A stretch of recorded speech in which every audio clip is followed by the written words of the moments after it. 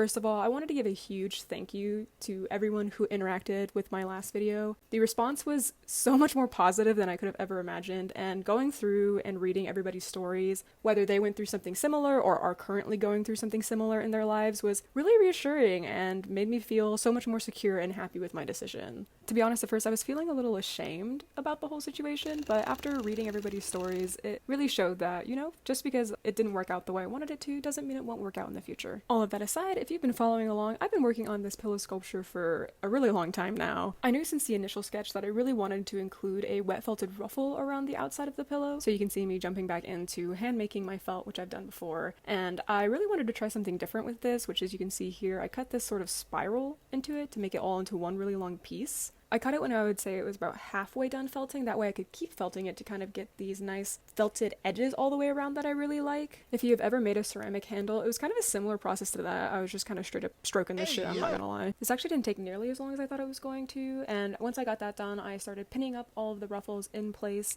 As many of you know, I do this all by hand, and I'm really picky about how they look. This is honestly probably the part that takes the longest. I don't use any glue either, so it's all hand sewn or felted into place as well. I was also really hoping that the piece of felt could all be just one continuous piece, but I quickly realized that this was only going to cover about half of the perimeter of the pillow.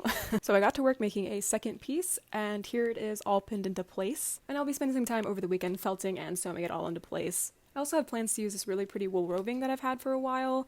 I want to add a sort of like subtle floral design to this. This will also tie into the glass casted element that I plan to have on top of this pillow. But yeah, this is where it started and this is what we're looking at. I'm really happy with how it's looking so far, and I'm excited to see how it ends up looking when it's all finished. Thanks for stopping by.